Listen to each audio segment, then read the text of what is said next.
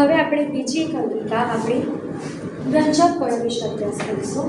તો કે રંજક કણો એ માત્ર વનસ્પતિ કોષમાં હાજર હોય છે. યાદ રાખવાની વસ્તુ કે રંજક કણ એ ફક્ત વનસ્પતિ કોષમાં જોવા મળશે, પ્રાણી કોષમાં એની હાજરી હોતી નથી. રંજક કણો એ મુખ્યત્વે હરિત કણ ધરાવે છે. એ હરિત કણને લીધે આપણને વનસ્પતિ કેવા રંગની દેખાય છે? લીલા રંગની દેખાય છે. તો કે તે બે પ્રકારના રંજક કણો હોય છે. ક્રોમોપ્લાસ્ટ તે રંગીન કણો ધરાવે છે, ને લ્યુકોપ્લાસ્ટ એ રંગહીન કણો ધરાવે છે. ક્રોમોપ્લાસ્ટ હોય છે એ આપણને કેવા રંગ ધરાવે છે? રંગીન કણો એટલે કે રંગવાળા હોય છે. જ્યારે લ્યુકોપ્લાસ્ટ છે તે આપણને રંગહીન રંગ વગરના કણો જોવા મળે છે. રંગ કણો ક્લોરોફિલ રંજક દ્રવ્ય ધરાવે છે, જે હરિત કણ તરીકે ઓળખવામાં આવે છે. આ રંગ કણો આપણને શું ધરાવે છે? ક્લોરોફિલ નામનું એક રંજક દ્રવ્ય ધરાવે છે, જેને આપણે શું કહીશું? હરિત કણ. આ હરિત કણ શું કરે છે? પ્રકાશ સંશ્લેષણ કરે છે. એના નામ પરથી જ હરિત એટલે કેવા રંગનું હશે? એ લીલા રંગનું હશે. એટલે કે આ જે વનસ્પતિઓ લીલા રંગના પાંદડા ધરાવતી હશે એ જ વનસ્પતિઓ આ પ્રકાશ સંશ્લેષણ કરે છે. વનસ્પતિઓમાં હરિત કણ એ પ્રકાશ સંશ્લેષણ માટે ઘણા અગત્યના હોય છે. હરિત કણ વગર પ્રકાશ સંશ્લેષણ થઈ શકતું નથી.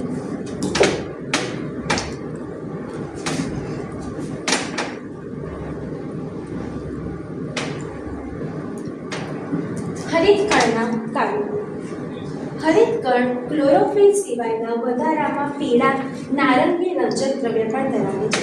અમુક વખત આપણે વનસ્પતિ જોઈએ ને તો એના પાંદડા પીળા રંગના પણ હોય છે અને અમુક વખત નારંગી રંગના હોય છે. કેમ હોય છે? કેમ કે ત્યારે હરિતમાં કેવા રંગના જોવા મળે છે? આપણને પીળા રંગના જોવા મળે છે અને નારંગી રંગના જોવા મળે છે.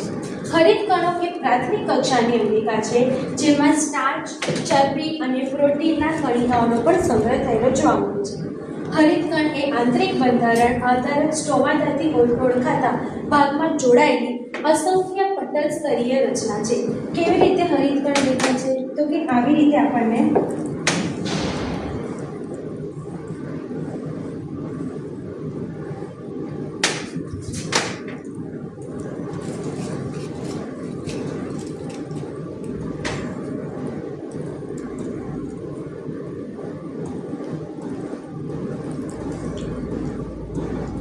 સિક્કાની થપ્પીઓ જેવી રીતે આપણે મૂકીએ છીએ તેવી રીતે જ એ આપણને ગોઠવાયેલી જોવા મળે છે, જેને આપણે શું કહીશું?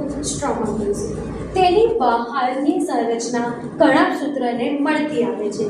કણાભસૂત્રને મળતી આવે છે એટલે એ શું ધરાવે છે? પોતાના ડીએનએ અને રિબોસોમ્સ ધરાવે છે. આના પહેલા જ વિડીયોમાં આપણે કણાભસૂત્ર જોયું ત્યારે જ કીધું હતું કે કણાભસૂત્ર એ એક એવી અંગિકા છે જેને પોતાના ડીએનએ અને રિબોસોમ્સ છે. હવે રંજક કણ અથવા તો હરિત કણ છે એ બહારથી આપણને કણાભસૂત્ર જેવી દેખાય છે. બહારથી કણાભસૂત્ર જેવી દેખાય છે એટલે એઝ વેલ એઝ એ પણ શું ધરાવે છે? પોતાના ડીએનએ ધરાવે છે અને તે પણ પોતાના રિબોસોમ્સ ધરાવે છે. રિબોસોમ્સ ધરાવે છે એટલે આપણે અંતઃકોષ રચનામાં જોયું. રિબોસોમ્સ શેનું સંશ્લેષણ કરે છે? પ્રોટોનનું સંશ્લેષણ કરે છે. એટલે આ પણ શેનું સંશ્લેષણ કરશે? પ્રોટોનનું સંશ્લેષણ કરે છે.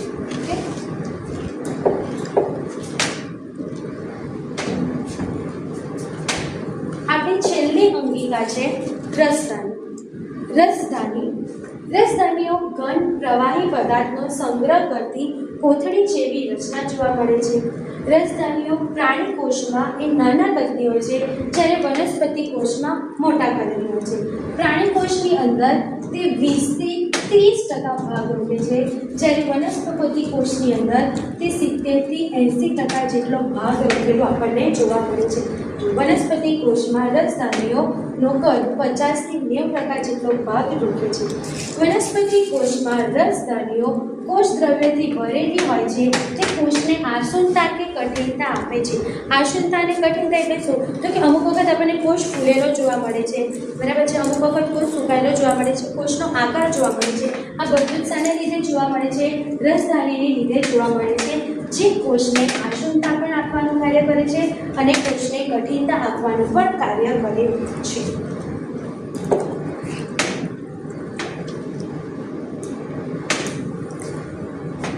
રસધાનીના કાર્ય. વનસ્પતિ કોષના જીવનમાં અગત્યના ઘણા દ્રવ્યોનો સંગ્રહ રસધાનીમાં થાય છે.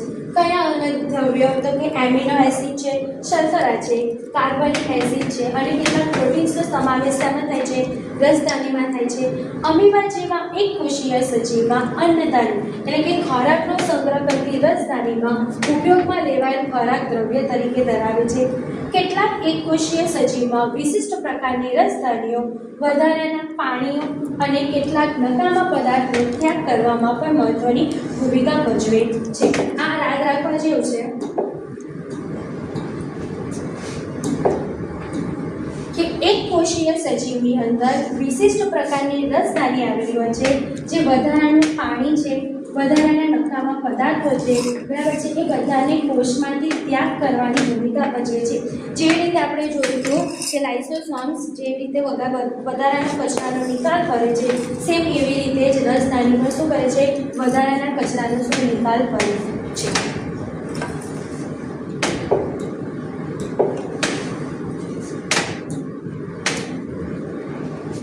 અહીંયા આપણી બધી જ રસધાની, બધી જ અંગિકાઓ 6 અંગિકા પૂરી થાય છે. હવે આપણે ચેપ્ટરનો લાસ્ટ ટોપિક છે કોષ વિભાજન. કોષ વિભાજન જેમ ચેપ્ટરની શરૂઆત થઈ હતી ને ત્યારે જ મેં ઇન્ટ્રોડક્શનમાં કીધું હતું કે કોષ વિભાજન શું થાય છે કે આ એક કોષ છે. કેવો કોષ છે? આ જૂનો કોષ. આપણે ચેપ્ટરની શરૂઆતમાં જ વાત કરી હતી પ્રત્યેક નવો કોષ શેમાંથી બને છે? જૂના કોષમાંથી. તો આ જૂના કોષનું વિભાજન થાય છે અને નવો કોષ બને છે. કેવો કોષ બને છે? નવો. બરાબર. એ વસ્તુ કેવી રીતે થાય છે તે જોવાનું છે કોષ વિભાજનની અંદર.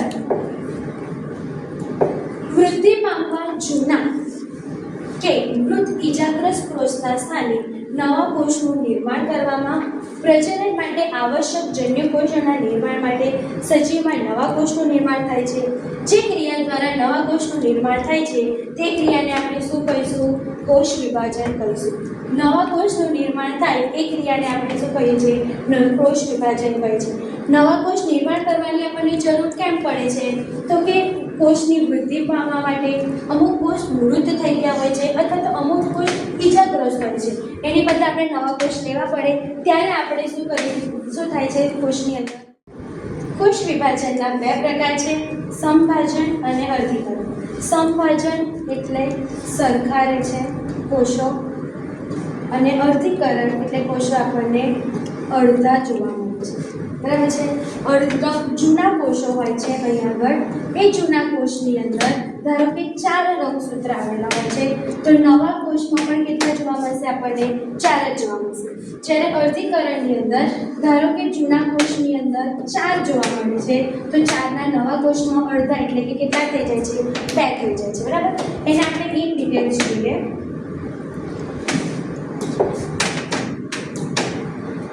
સમભાજન મોટાભાગના કોષમાં વૃદ્ધિ માટે થતી કોષીય વિભાજનની પ્રક્રિયાને સમભાજન કહે છે. આ પ્રક્રિયામાં માતૃકોષથી ઓળખાતો પ્રત્યેક કોષ વિભાજન પામી અને 2 સમાન બાળકોષનું નિર્માણ કરતો જોવા મળે છે. બાળકોષો એ માતૃકોષો જેટલા જ રંગસૂત્ર ધરાવે છે. તે સજીવમાં વૃદ્ધિ અને પેશીઓના સમારકામમાં મદદરૂપ થાય છે. ધારો કે આ એક કોષ જૂનો કોષ છે.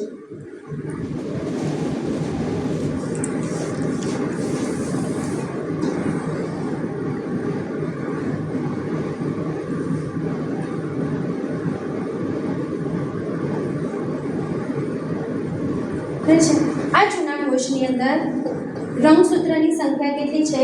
3 છે. બરાબર. ત્યારબાદ એમાંથી નવા કોષનું નિર્માણ થાય છે, નવા 2 કોષનું નિર્માણ થાય છે. તેની અંદર પણ રંગસૂત્રની સંખ્યા આપણને કેટલી જોવા મળશે? 3 જ જોવા મળશે. વધારો કે ઘટાડો જોવા મળશે નહીં. બરાબર છે. અને તેનું કાર્ય શું છે? તો કે એ વૃદ્ધિ અને પેશીના સમારકામમાં મદદરૂપ થાય છે. એના નામ પરથી જ કેટલું યાદ રાખવાનું? સમભાજન એટલે કે જૂના કોષની અંદર જેટલા પણ રંગસૂત્ર હોય છે, નવા કોષમાં પણ આપણને એટલા જ રંગસૂત્ર જોવા મળે છે. તેમાં કોઈ પણ ફેરફાર થતો નથી. અર્ધીકરણ પ્રાણીઓ અને વનસ્પતિમાં પ્રજનન અંગો અથવા પેશીઓના નિયત કોષના વિભાજન પામી અને જન્યુકોષનું નિર્માણ કરે છે. આ જન્યુકોષો પછી ફલન પામી અને સંતતિનું નિર્માણ કરે છે. જન્યુકોષોનું નિર્માણ ભિન્ન કાર્ય દ્વારા વિભાજન પામે છે, જેને અર્ધીકરણ કહીએ છે. શું છે? વનસ્પતિઓ અને પ્રાણીઓ એના પ્રજનન અંગો અથવા તો પેશીઓના કોષ દ્વારા જન્યુઓનું નિર્માણ કરે છે. આ જન્યુઓમાંથી ફલન પામે છે અને શેનું નિર્માણ થાય છે? સંતતિનું નિર્માણ થાય છે. અને આ ક્રિયાને આપણે શું કહીશું? અર્ધીકરણ કહીશું. અર્ધીકરણ સતત બે વિભાજન સાથે સંકળાયેલી જોવા મળે છે. જ્યારે કોષ અર્ધીકરણ દ્વારા વિભાજન પામે છે ત્યારે બેને બદલે કેટલા નવા કોષનું નિર્માણ થાય છે? 4 નવા કોષનું નિર્માણ થાય છે. અને માતૃકોષ કરતાં નવા કોષમાં રંગસૂત્રની સંખ્યા આપણને કેવી જોવા મળે છે? અડધી જોવા મળે છે. કેવી રીતે? તો કે આ એક માતૃકોષ છે,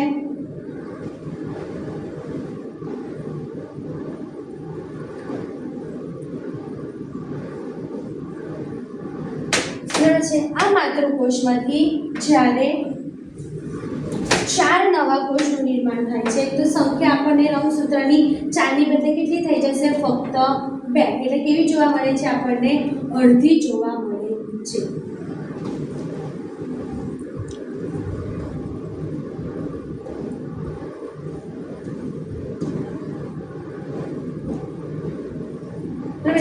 યાદ રાખવા જેવી બાબત શું છે એની અંદર? તો કે રંગસૂત્ર અર્ધીકરણની અંદર રંગસૂત્ર જૂના રંગસૂત્રમાં 4 હોય તો નવાની અંદર કેટલા થઈ જાય છે? અડધા થઈ જાય છે. તો સંભાજનની અંદર આપણે જોયું કે કોષો કેવા રહે છે? સરખા જ રહે છે. જ્યારે અર્ધીકરણમાં શું થાય છે? કોષો આપણા રંગસૂત્ર છે એ કેવા થઈ જાય છે? અડધા થઈ જાય છે.